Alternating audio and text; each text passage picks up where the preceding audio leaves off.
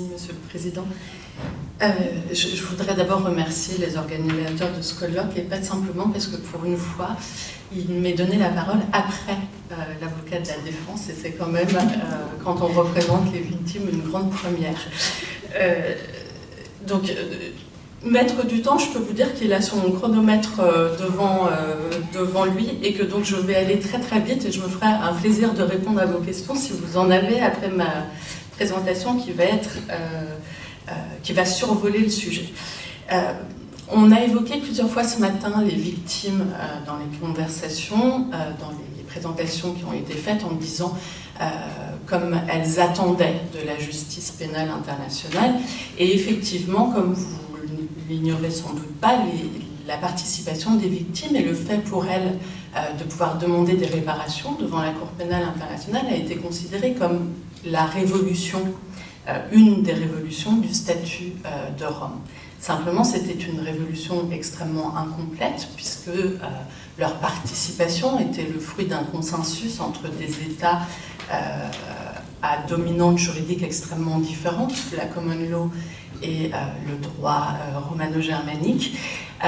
Consensus tellement imparfait que si vous regardez le statut de Rome, la participation des victimes et leur droit à demander des réparations, il est consacré, mais vous n'avez même pas de définition du terme victime qui n'est intervenue que plusieurs années après, lorsque le règlement de procédure et de preuve a été adopté.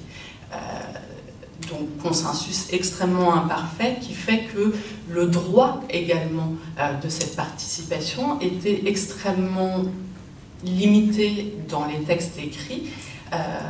Par exemple, n'était mentionné que le fait que les juges adoptaient au cas par cas les modalités de leur participation. Et tout le droit de la participation a été donc laissé à cette interprétation par les juges et à l'interprétation également par les représentants légaux des victimes, sur lesquels je vais revenir tout à l'heure. Alors malheureusement, ou heureusement, ça dépend de quel côté on se place, les modalités sont fixées, je l'ai dit, au cas par les juges, mais elles sont assez homogènes, elles sont assez restreintes dans la phase avant le procès, dans la phase de confirmation des charges, puisque généralement les représentants des victimes n'ont pas accès aux documents confidentiels. Elles sont un peu étendues pendant la phase du procès, où là, les représentants légaux ont le droit d'avoir accès aux documents confidentiels et d'intervenir s'ils sont autorisés, la plupart du temps, par les juges. Et puis, ils deviennent une partie à part entière, un acteur à part entière du procès dans le cadre des réparations, puisque à ce moment-là, leurs droits sont augmentés, puisqu'ils peuvent appeler des experts, des témoins d'eux-mêmes. Je vous l'ai dit, donc les victimes sont représentées. Elles sont représentées pour des raisons très simples. D'abord, les procédures sont complexes. On parle des crimes qui touchent, les plus graves qui touchent la communauté internationale dans son ensemble. C'est un nouveau droit, puisque cette participation n'était pas autorisée dans les tribunaux pénaux internationaux qui ont été établis avant la Cour pénale. Et pour ce faire, elles sont représentées soit par des avocats de l'extérieur, vous avez mon confrère Maître Mabanga ici présent, soit par des avocats qui travaillent pour le bureau du Conseil public pour les victimes, qui est un bureau placé au sein de la Cour, mais qui travaille de façon complètement indépendante. Moi-même, je travaille pour ce bureau. Et ce bureau représente des victimes dans la procédure et vient aussi au soutien des avocats de l'extérieur lorsque ceux-ci en font la demande par le biais, par exemple, d'avis juridiques. Les victimes sont aussi représentées par des conseils pour une autre raison extrêmement simple, qui est que au fur et à mesure du développement des procédures devant la Cour, vous avez eu aussi une augmentation du nombre de victimes qui étaient amenées à demander à participer. de moins de 200 victimes dans l'affaire Lubanga. Vous avez maintenant pratiquement 5000 victimes qui participaient.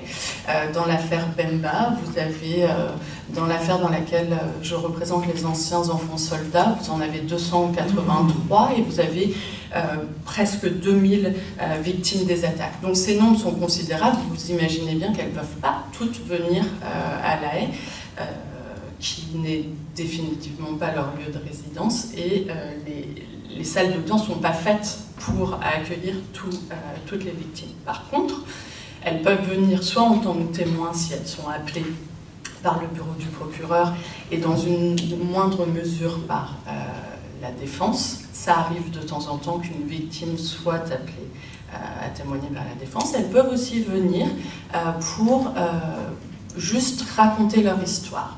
Et c'est extrêmement important pour elles de pouvoir venir sans qu'on leur pose des questions qui vont dans un sens déterminé. Par exemple, le bureau du procureur, il a des charges à approuver, et cette possibilité qui leur est offerte dans des cas restreints, mais qui existent quand même, de présenter leur histoire d'elles-mêmes sans qu'on leur pose des questions spécifiques, est quelque chose d'extrêmement important.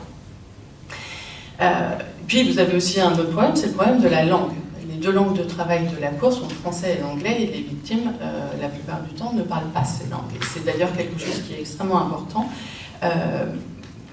Le professeur Fauffet l'a pas dit, mais par exemple, l'accusé, il a le droit à ce que les documents principaux soient traduits dans une langue qu'il comprend et qu'il parle parfaitement. Ce n'est pas le cas des victimes, et les représentants légaux sont là pour justement non seulement être leur voix dans la procédure, mais également pour les tenir au courant de ce qui se passe. C'est un droit qu'elles ont et qui est ancré pour qu'elles puissent suivre les procédures. Ce problème de langue, il se double d'un autre problème, c'est que si vous représentez des victimes ou si vous représentez l'accusé, vous feriez mieux de parler et le français et l'anglais, parce que les délais impartis pour répondre aux soumissions dans la procédure sont tellement courts que même si financièrement il y avait suffisamment de fonds pour les traduire, vous ne les auriez pas avant le délai imparti des 10 jours. C'est quelque chose qui est important parce que ça peut avoir un impact sur la façon dont vous défendez les droits de vos clients, les victimes. Enfin, ça va sans dire, elles habitent loin de La Haye, et de les faire venir n'est pas envisageable, pas uniquement parce qu'elles ne sont pas armées pour, dans la plupart des cas, pour faire ce voyage. Alors, je reviens à nouveau sur le problème de la représentation légale. Normalement, les victimes sont libres de choisir leur représentant légal. C'est la règle 90. Mais dans les faits, cette liberté de choix n'est pas facilement mise en œuvre, puisque les juges prennent leurs décisions concernant la représentation des victimes très peu de temps avant le début des procédures. Ce qui fait que les victimes sont, je l'ai dit, de plus en plus nombreuses, très loin de La Haye, et qu'on a du mal à organiser logistiquement un système pour pouvoir prendre en compte leurs considérations. Mais par exemple, dans l'affaire Bosco Ntaganda, l'ensemble des victimes a été consulté entre la confirmation des charges et le procès, et elle s'était prononcée sur le maintien du système de représentation légale commune. Cette représentation légale commune donc se fait par les juges qui choisissent donc un représentant le plus souvent, puisque vous avez plusieurs avocats qui interviennent à des stades distincts, et très souvent ils n'arrivent pas toujours à se mettre d'accord sur lequel continuera à les représenter au stade, par exemple, du procès.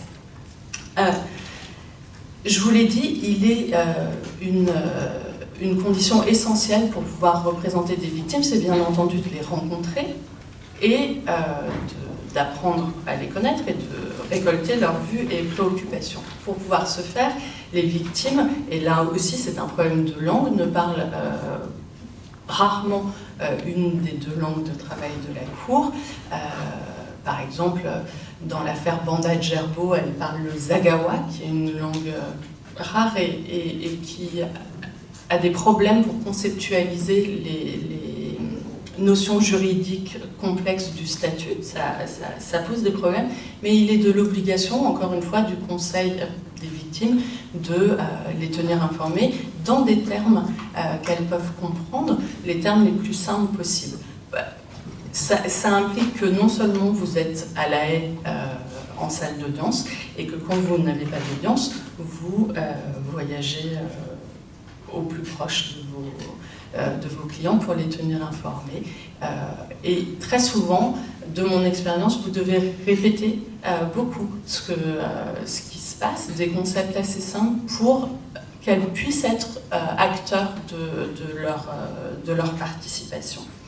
Je voudrais, dans les 2 minutes qui me restent, faire état d'un problème récurrent, c'est les critiques face à cette participation. Parce que cette révolution n'est pas allée sans critique. Et par exemple, les équipes de défense mettent tout en avant le fait que cette participation est injuste puisqu'ils ont affaire à un double procureur. Alors,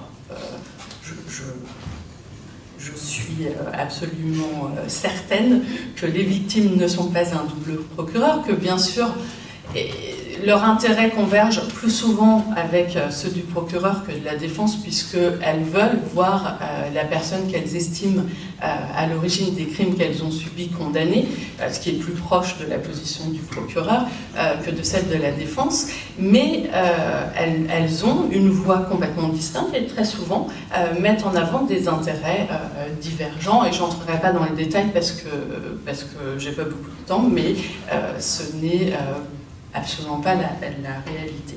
D'autre part, et c'est la critique qui est faite le plus souvent, c'est le fait que la participation des victimes est extrêmement chronophage. Alors ça aussi, je m'inscris en faux, le fait que, la participation des victimes soit chronophage a été par exemple le fruit d'une jurisprudence constante jusqu'en 2015 de la Chambre d'appel qui consistait, par exemple, à demander à des victimes qui participent au stade du procès, pour lequel un appel interlocutoire, on est tous juristes, donc j'espère que vous me comprenez, je n'ai pas le temps de rentrer dans les détails, un appel interlocutoire est soumis devant la Chambre d'appel. Et dans ces cas-là, la Chambre d'appel, jusqu'en 2015, a obligé les victimes à demander à nouveau à participer.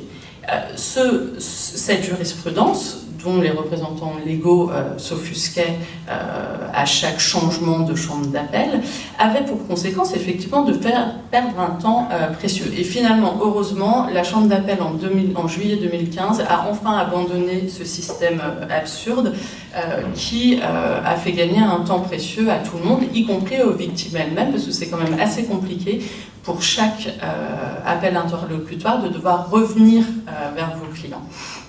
Et puis, simplement, une note personnelle, puisqu'on évoquait le problème de la représentation légale des victimes. On entend beaucoup en ce moment, et à chaque fois qu'il y a une assemblée des États parties, des débats autour de qui doit être nommé pour représenter les victimes. Est-ce que ça doit être quelqu'un qui travaille pour le bureau des victimes, ou est-ce que ça doit être donc, placé au sein de la Cour, ou est-ce que ça doit être un avocat de l'extérieur? Et à nouveau, parce que dans mon travail, une de mes fonctions principales est de les rencontrer, je pense que les victimes, c'est pas vraiment important qui les représente, mais qu'il faut le faire bien.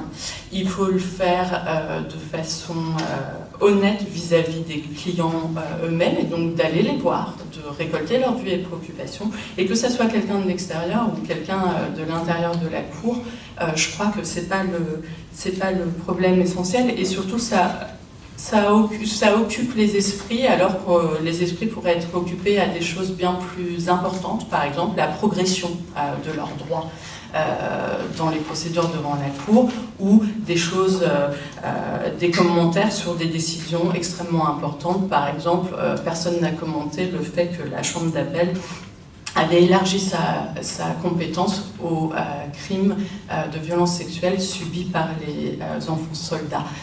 C'est dommageable parce qu'on finalement on perd du temps sur des choses qui sont finalement loin des préoccupations directes des victimes et surtout qui ne font pas avancer la cause des victimes elles-mêmes. Voilà, et je répondrai aux questions après.